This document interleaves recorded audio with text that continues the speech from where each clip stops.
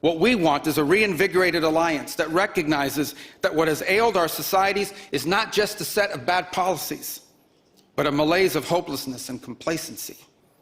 An alliance is the alliance that we want is one that is not paralyzed into inaction by fear. Fear of climate change, fear of war, fear of technology. Instead, we want an alliance that boldly races into the future. And the only fear we have is the fear of the shame of not leaving our nations prouder, stronger, and wealthier for our children. OK, ça c'est l'autre droit. C'est le droit de l'administration. C'est pas le nationalisme canadien.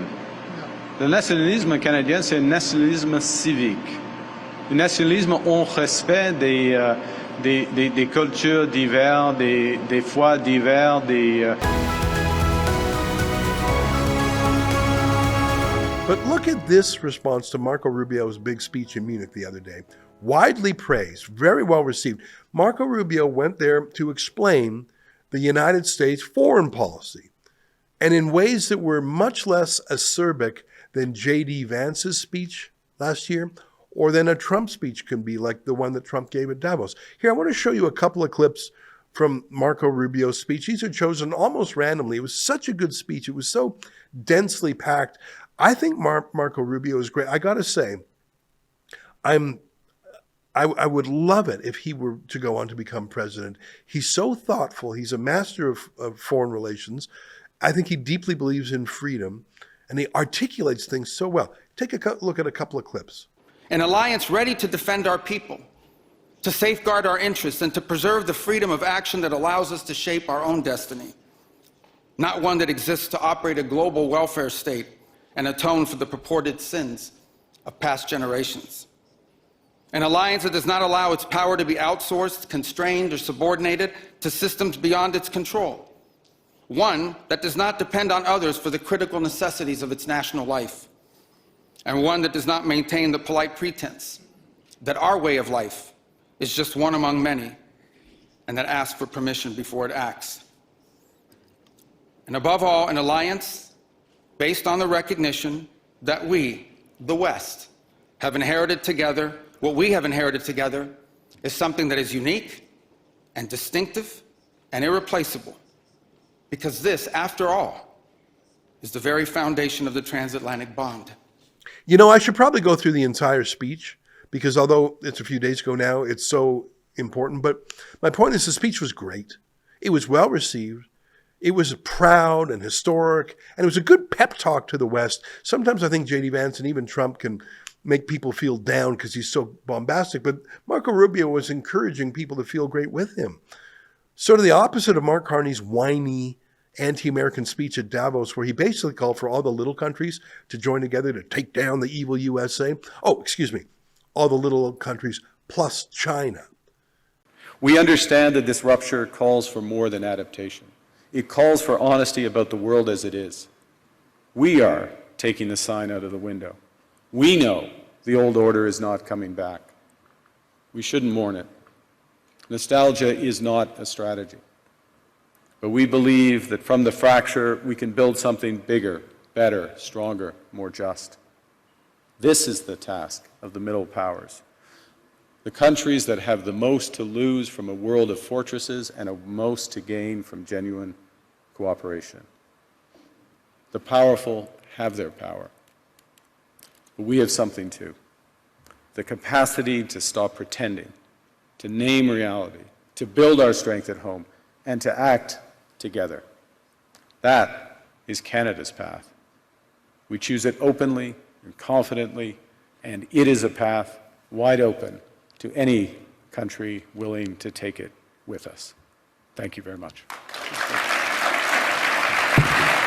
And on that same trip, he went to China, and he told China he wanted to be part of a China-led new world order. Look at this clip, and Scott Moe's reaction. I'll never get tired of looking at that. Take a look. Mine is the first visit of a Canadian Prime Minister to China in nearly a decade. The world has changed much since that last visit. And I believe the progress that we have made in the partnership sets us up well for the new world order. So Marco Rubio's speech was a rejoinder. It was a rebuttal, in a way, to Carney's speech about being demoralized and being anti-American. And I think Mark Carney just couldn't stand that. Honestly, I don't even know if Marco Rubio saw Mark Carney's speech, but it just was the opposite. So Mark Carney had to respond like he's a pundit or something, like the world is a debate club or something, where it's about scoring points as opposed to securing your national interest. So Mark Carney said this. Here's a little clip that Rebel News reposted yesterday. Il y a un point important, je crois, entre le discours de Davos, un aspect de mes commentaires à Québec, le discours de M. Rubio il y a une semaine à Munich. On parle, M. Rubio, il a parlé, et l'administration américaine de temps en temps parle d'un nationalisme chrétien. OK? OK? Ça, c'est le droit. C'est le droit de l'administration. C'est pas le nationalisme canadien. Le nationalisme canadien, c'est un nationalisme civique. Un nationalisme en respect des cultures diverses, des foi diverses, des gens sans foi, tous les aspects de la diversité, la grande diversité de ce beau pays. Ça, c'est un point très fondamental. Alors, on a des changements à travers le monde plus dangereux et divisé, mais il y a une lutte qui commence avec le nationalisme de sang et de foi de temps en temps, et le nationalisme canadien. Et c'est important, oui, c'est important de protéger notre pays dans une matière de défense, mais surtout, c'est plus important de protéger notre système, nos droits et notre système de respecter tous les gens ici, qui habitent ici. Merci.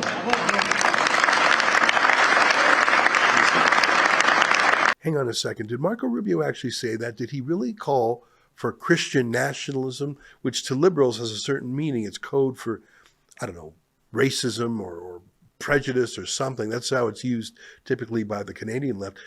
Marco Rubio did not say that. In a 22-minute speech, Rubio mentioned the word Christian precisely 3 times. Let me show you all 3 times, and I'll give you some sentences before and afterwards so you can see I'm not hiding anything. Here, take a look at this first clip. For the United States and Europe, we belong together. America was founded 250 years ago, but the roots began here on this continent long before. The men who settled and built the nation of my birth arrived on our shores carrying the memories and the traditions and the Christian faith of their ancestors as a sacred inheritance, an unbreakable link between the old world and the new. We are part of one civilization, Western civilization. We are bound to one another by the deepest bonds that nations could share, forged by centuries of shared history, Christian faith, culture, heritage, language, ancestry, and the sacrifices our forefathers made together for the common civilization to which we have fallen heir. That's really nice, actually. That is not Christian nationalism as meant by the left, the anti-Christian left. That's just talking about our heritage, and it is true. And by the way, especially in Latin America, it was Christians coming to be missionaries to save souls. That is how Western civilization spread to the Americas.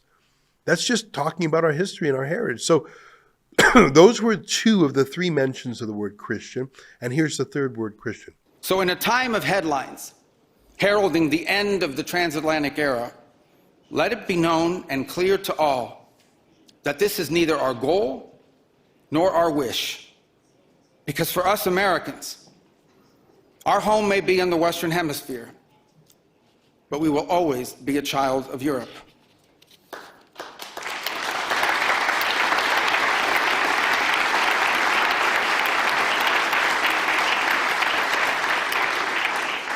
Our story began with an Italian explorer whose adventure into the great unknown to discover a new world brought Christianity to the Americas and became the legend that defined the imagination of our pioneer nation. Our first colonies were built by English settlers, to whom we owe not just the language we speak, but the whole of our political and legal system. Our frontiers were shaped by Scots-Irish, that proud, hardy clan from the hills of Ulster that gave us Davy Crockett and Mark Twain and Teddy Roosevelt and Neil Armstrong. Our great Midwestern heartland was built by German farmers and craftsmen who transformed empty plains into a global agricultural powerhouse. And by the way, dramatically upgraded the quality of American beer. Yeah, this isn't a hateful speech. This is friendly, diverse, upbeat, historically accurate. Mark Carney says that that's not who Canada is. We're not Christian like that. And he says we're more diverse. Are we really more diverse than America? I'm not sure. But are we really less Christian? Maybe nowadays we are, after a century of, Marxism being deployed against our institutions. But does Mark Carney even know the history of Christianity in Canada? Does he know that our Constitution mentions Christianity, specifically Protestants and Catholics, and guarantees rights to those groups several times? Does he know that the very first sentence of our Charter of Rights and Freedoms, even before Section 1, the preamble, refers to the supremacy of God? Does Carney know that the King of Canada, King Charles, is also the head of the Church of England? I think he may believe this is a non-Christian or post-Christian country, and he's certainly working on that. But by the way, he's making tweets about Ramadan, even if he's done with the Christians. Mark Carney is the most anti-American prime minister in a century. Now, that's his right. And it looks like a lot of Canadians agree with him, especially in Ontario. But just don't pretend that disparaging the United States and sucking up to China and Qatar and declaring Canada un-Christian, just don't pretend that any of that is in Canada's national interest. In Carney's interest, as someone trying to whip up votes, sure. As someone who hates the U.S. world order and prefers China, sure. But he is making our country anti-American. And don't think that won't add fuel to the fire of Alberta independence. Stay with us for more.